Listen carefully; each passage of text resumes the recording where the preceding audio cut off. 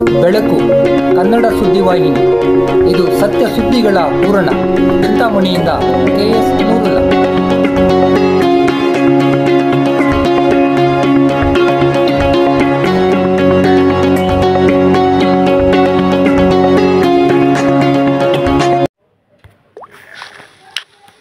ಚಿಂತಾಮಣಿ ಜಾಮಿಯಾ ಮಸೀದಿಗೆ ಸೌಹಾರ್ದ ಭೇಟಿ ನೀಡಿದ ಜಿಲ್ಲಾ ರಕ್ಷಣಾಧಿಕಾರಿ ಕುಶಾಲ್ ಚೌಕ್ಸೆ.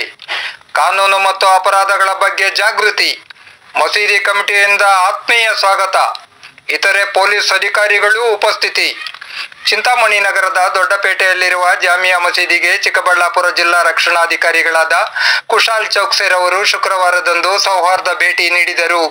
ನಮಾಜಿನ ನಂತರ ಮಸೀದಿಯಲ್ಲಿ ನೆರೆದಿದ್ದ ಜನರನ್ನು ಉದ್ದೇಶಿಸಿ ಮಾತನಾಡಿ, ಚಿಕ್ಕಬಳ್ಳಾಪುರ ಜಿಲ್ಲೆಯಲ್ಲಿ ಕಾನೂನು ಮತ್ತು ಸುವ್ಯವಸ್ಥೆ ಉತ್ತಮ ರೀತಿಯಲ್ಲಿ ಇದೆ ಎಂದು ನುಡಿದರಲ್ಲದೆ, ಮೈಕ್ರೋ ಫೈನಾನ್ಸ್ ಕಂಪನಿಗಳಿಂದ ಜನರಿಗೆ ಆಗುವ ತೊಂದರೆ, ಡ್ರಗ್ಸ್ ಮತ್ತು ಗಾಂಜಾ, ಸೈಬರ್ ಕ್ರೈಮ್, ಟ್ರಾಫಿಕ್ ಮತ್ತು ಆಕ್ಸಿಡೆಂಟ್, ವೀಲಿಂಗ್ ಮುಂತಾದ ವಿಷಯಗಳ ಬಗ್ಗೆ ಜಾಗೃತಿ ಮೂಡಿಸಿದರು.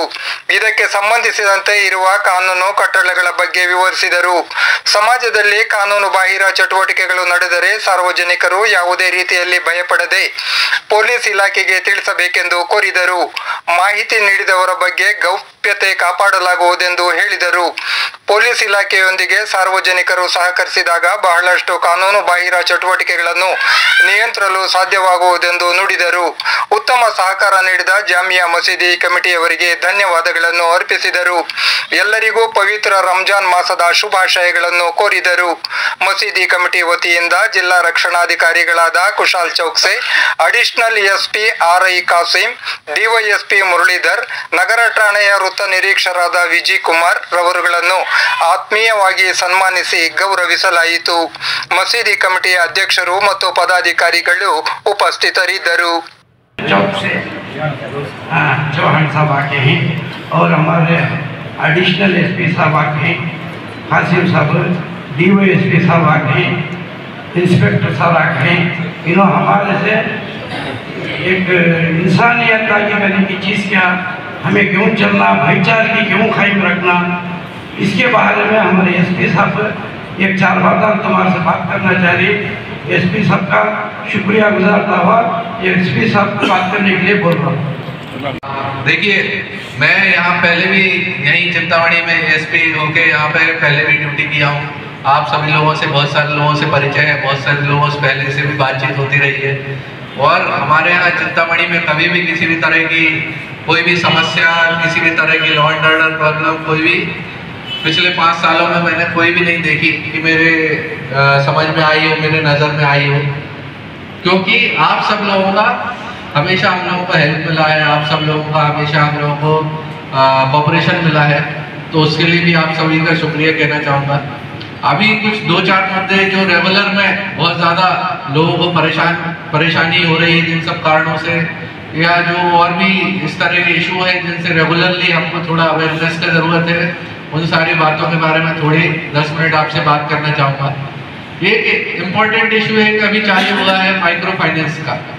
माइक्रो फाइनेंस क्या होता है, जितना भी 3 लाख से कम तक का लोन होता है वो माइक्रो फाइनेंस के अंदर आता है. तो ये जो छोटे छोटे लोन होते हैं, हैंड लोन होते हैं, या आजकल नई कंपनी स्मॉल बैंक करके स्टार्ट हुए, इक्विटास बैंक हो गया, स्फूर्ति बैंक हो गया, पेटीएम बैंक हो गया, ये सब क्या छोटे छोटे लोन देते हैं. दूसरा, आजकल मोबाइल में भी लड़के लोग, बहुत सारे लोग मोबाइल में लोन मिलने लगा, मोबाइल से लोन ले लेते हैं. उसमें क्या होता है, ये आपको लोन तो दे देते हैं लेकिन उसमें बहुत ज़्यादा इंटरेस्ट रेट होता है. जो एक आपको वापस देना है उसके लिए बहुत ज़्यादा रकम मांगते हैं आपसे. मान लीजिए आपने 10,000 रुपये लिया हुआ लोन, तो आपसे जब वापस मांगने टाइम आएगा तो वो 10,000 को 20,000, 25,000, 30,000 ऐसा बना देंगे. और जितना ज़्यादा टाइम होता जाएगा वो उतना ज़्यादा बढ़ता जाएगा पैसा. तो उसके लिए क्या है, बहुत ज़्यादा लोग परेशान हो रहे थे. बहुत सारे इंसिडेंट भी हो गए कि लोगों को घर पे आके, ये जो वसूलने वाले वसूली करते हैं लोन का कंपनी वाले, वो बहुत सारे लड़के लोग आके घरों पे परेशान कर रहे हैं, बेइज्जती कर रहे हैं कि तुमने लोन लिया है करके, ऐसा बेइज्जत करके लोगों को परेशान कर रहे हैं. इस कारण से बहुत सारे लोगों ने, हमारे यहाँ इस तरह का केस भी हो गए कि सुसाइड कर लिया लोगों ने, परेशान होके कि इस तरह हमारा पब्लिक बेइज्जती कर रहे हैं या इस तरह से हमें हरासमेंट कर रहे हैं. उसके लिए सरकार से अभी एक नया रूल निकल के आया है कर्नाटका में माइक्रो फाइनेंस के लिए उनको कैसे उनके ऊपर एक्शन लेना है, उनके ऊपर क्या रूल्स लागू होते हैं, उसको लेके एक नया कानून आया है। उसके अंडर जो भी इस तरह से परेशान कर रहे हैं पब्लिक को कंपनी की तरफ से और बैंक की तरफ से लोन वापस करने के लिए आपको ज़्यादा प्रेशर कर रहे हैं, आपके घर पे आके आपका हरासमेंट कर रहे हैं, आपके बीवी बच्चों को परेशान कर रहे हैं, या बहुत सारे लोग क्या करते हैं आपके कॉन्टैक्ट नंबर निकाल के दूसरों लोगों को फ़ोन करके बोलेंगे कि देखो इसने लोन लिया है पैसा नहीं दे रहा। ये सब विचार में ये जो रूल आया है उसमें पुलिस को इन केसेस में केस रजिस्टर करने के लिए पावर दिया गया है। तो ये एक इम्पॉर्टेंट बात आप सबके अटेंशन में लाना चाहूँगा कि इस तरह कोई भी आपको किसी ने आपने लोन लिया हो, आपको कोई भी इस तरह परेशान कर रहा हो तो उनके ऊपर एक्शन लेना हो, आपको परेशान कर रहे हो तो उसको पुलिस को बताइए, हम लोग डेफिनेटली उसके ऊपर एक्शन लेंगे। एक तो ये माइक्रो फाइनेंस का इशू हो गया। दूसरा एक मैंने देखा हमारे यहाँ बहुत सारे लोग ड्रग्स की, गांजा की या दूसरे तरह की शिकायतें करते हैं। देखिए हम लोगों ने अभी रेगुलरली केसेस रजिस्टर कर रहे हैं। अभी चिंतामणि में मडिकेरी क्रॉस के पास पिछले हफ्ते ही 35 किलो गांजा जब्त किया। उसके पहले चिंतामणि टाउन में वहाँ से हम लोगों ने टाउन में एक केस हुआ स्टेशन में, वहाँ पे 5 किलो गांजा जब्त किया।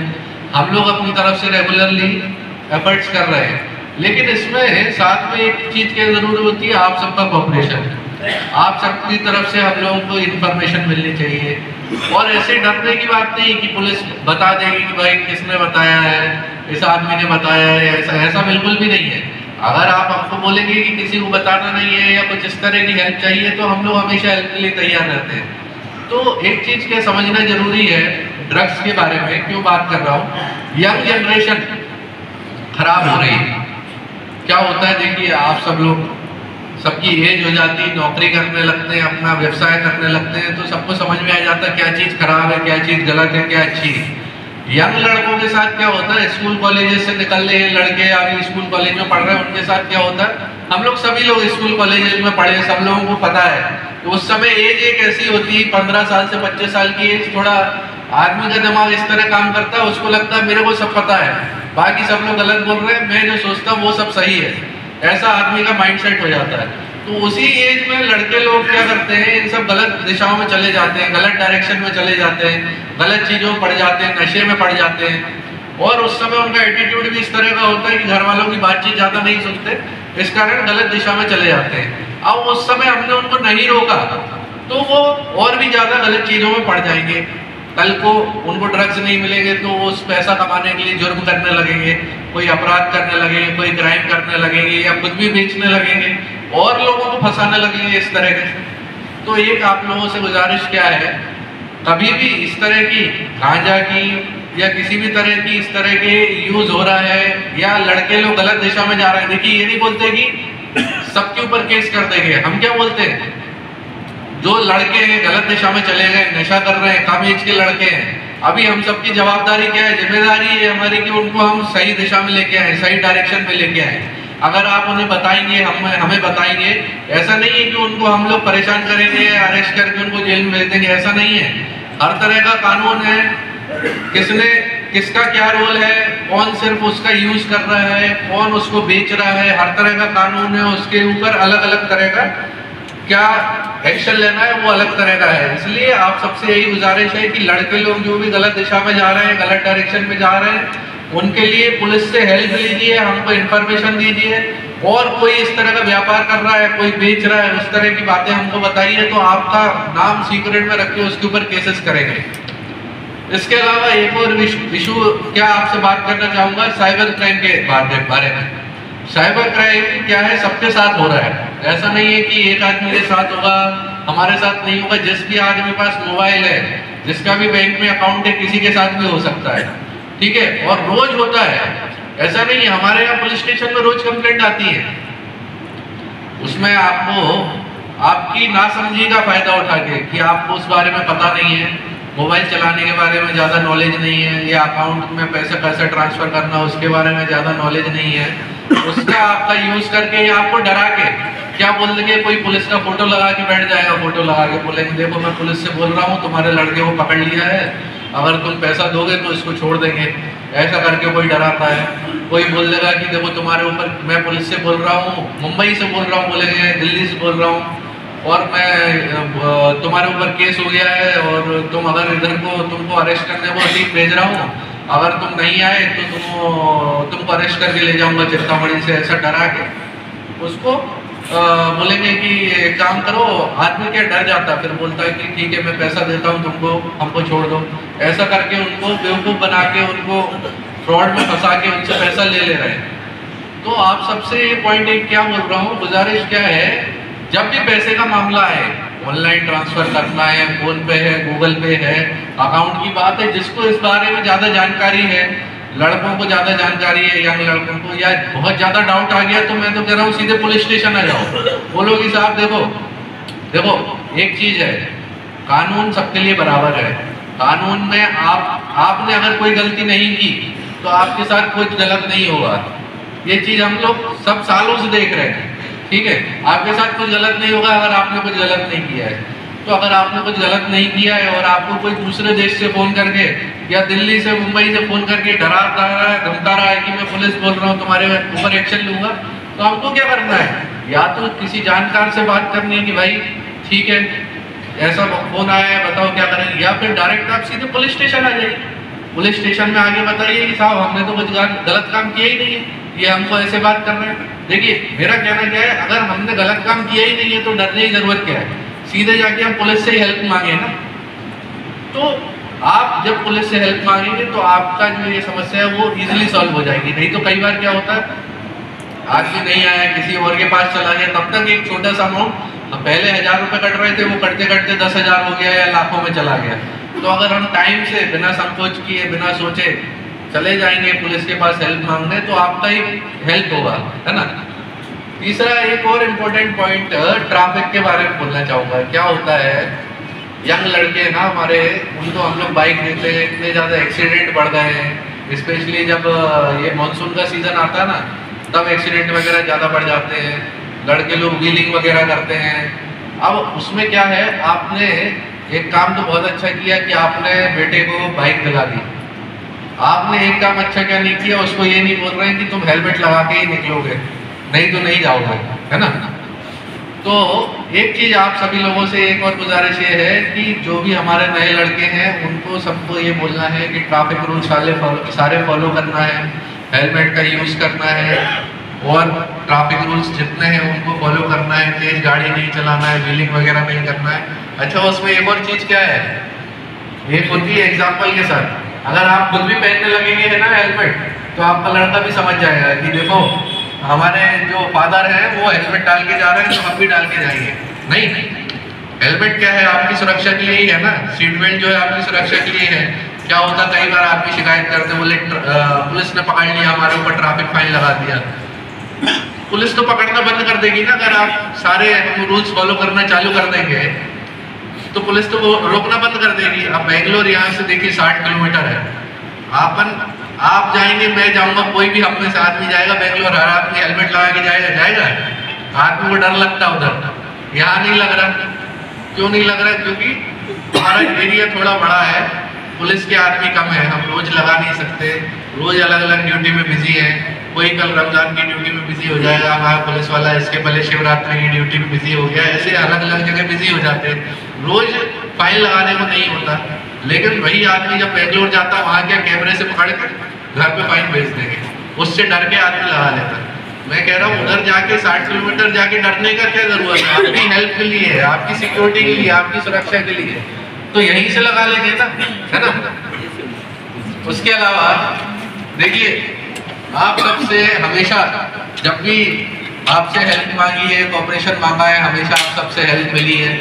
हमारे यहाँ थिमसांद्रा में भी जब वक्त के इशू में एक छोटी सी घटना हो गई थी, उस समय भी मैंने बात करी लोगों से, यहाँ लोकल में लीडर्स से, उन्होंने सबने हम लोगों को कोऑपरेशन दिया। हमेशा हम लोगों ने जैसी बात बताई उसको हम लोगों को हेल्प करके पुलिस को कभी भी इस तरह की सिचुएशन में नहीं लाके दिया कि कोई एक्शन करने की ज़रूरत है। तो आप सभी लोगों से फिर से आप लोगों को शुक्रिया बोलना चाहूँगा।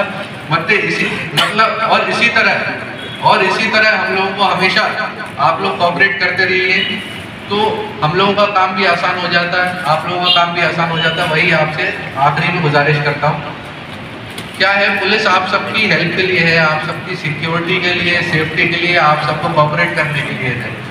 तो जब भी कोई भी शिकायत है, कोई भी दिक्कत है, पुलिस से भी शिकायत है, छोटे लेवल पे नहीं हो रहा है, इनके पास आइए, डीएसपी के पास आइए, हमारे पास आइए, कहीं ना कहीं तो सॉल्यूशन हो ही जाएगा। तो वही है, झिझकना नहीं है। क्या होता आदमी को संकोच होता, वो जाता नहीं आदमी, कोई बात हो गई तो जाता नहीं। मैं क्या कहता हूँ, आपको बात में आप सही हो तो डर किस बात का, आप आगे पुलिस की हेल्प लीजिए, और जैसे आपने हमेशा कोऑपरेट करा है इसी तरह से कोऑपरेट करिए। आने वाले रमज़ान फेस्टिवल के लिए आप लोगों को फिर से एक बार मुबारकबाद देता हूँ और अपनी स्पीच खत्म करता हूँ। आप सभी लोगों ने टाइम दिया हमें, उसके लिए बहुत बहुत थैंक यू, आप सबका शुक्रिया, थैंक यू।